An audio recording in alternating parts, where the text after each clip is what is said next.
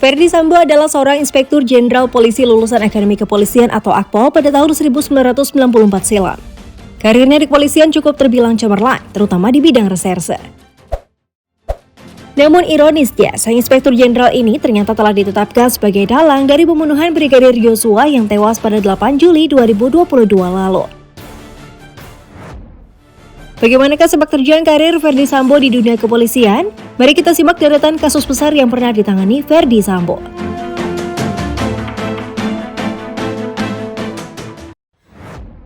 Kopi sianida. Ferdy Sambo juga terlibat dalam kasus kopi sianida yang menyebabkan Wayan Mirna Salihin meninggal dunia. Diketahui jika Mirna diracuni oleh Jessica Kumala Wongso dengan meracuninya lewat minuman es kopi Vietnam. Saat itu ia menjabat sebagai Wadir Krimun Polda Metro Jaya. Dari hasil penyelidikan, Krisnamurti bersama Ferdy Sambo mengungkapkan bahwa terdapat zat sianida dalam kopi yang diminum oleh Mirna.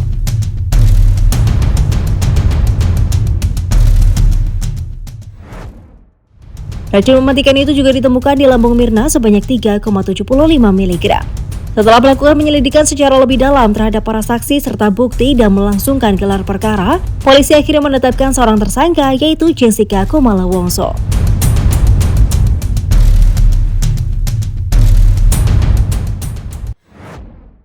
Kasus Joko Chandra.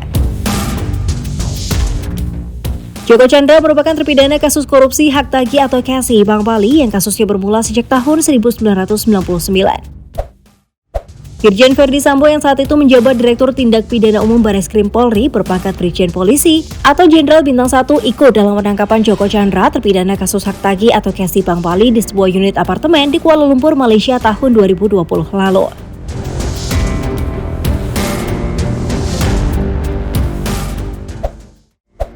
Ketika itu tersangka korupsi Joko Chandra bisa keluar masuk Indonesia dengan leluasa dan kemudian diketahui melibatkan oknum di Mabes Polri Brigjen Prasetyo Utomo.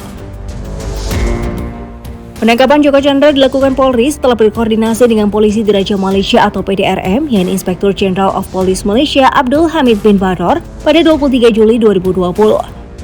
Ferdy Sambo juga turut dalam menangkap Joko Chandra setelah berkoordinasi dengan Polisi Diraja Malaysia, yakni Inspektur General of Police Malaysia Abdul Hamid bin Bador pada tanggal 23 Juli 2020 lalu.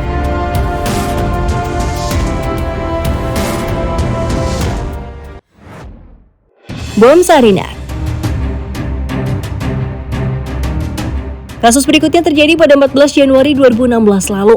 Ferdy Sambo menangani insiden bom bunuh diri di Sarinah MH Tamrin Wahid Hashim, Jakarta Pusat. Saat itu ia berpangkat Ajun Komisaris Besar atau AKBP di bawah pimpinan Brigjen Krisnamurti. Dikabarkan jika kelompok radikal negara Islam Irak dan Suriah atau ISIS yang didalangi oleh Aman Abdurrahman, Ketua Jamaah Ansarud Daulah atau JAD, menjadi dalang dalam aksi bom bunuh diri itu.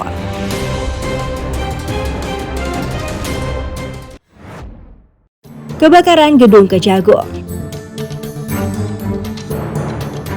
Kebakaran Gedung Kejaksaan Agung yang terletak di Jalan Sultan Hasanuddin Dalam nomor 1 Kramat Pela, Kebayoran Baru, Jakarta Selatan pada Sabtu 22 Agustus 2020 merupakan kasus yang juga ditangani oleh Ferdy Sambo. 7 lantai gedung tersebut dilalap api pada Sabtu malam hingga Minggu dini hari.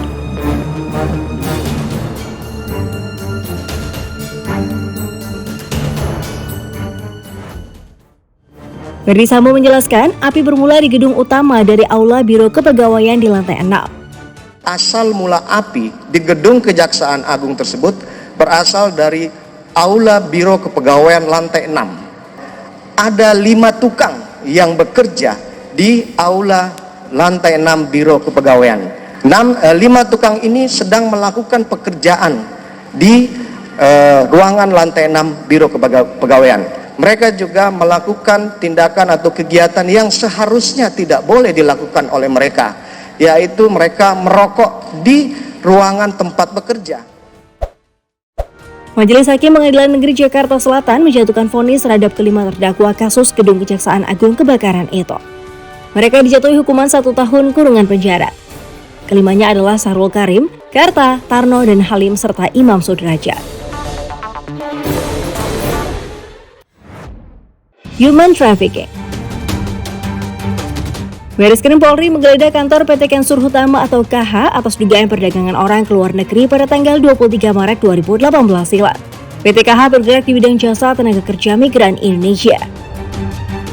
Ferdi Sambo yang saat itu menjabat sebagai Kepala Subdirektorat 3 Bareskrim Mabes Polri mengatakan penggeledahan dilakukan atas informasi dari KJRI Jeddah. Dalam informasi itu disebutkan ada 238 pekerja migran Indonesia yang menjadi korban perdagangan ke luar negeri. Dalam perkara ini, Bareskrim menangkap 3 pelaku dikenai pasal dugaan tindak pidana perdagangan manusia.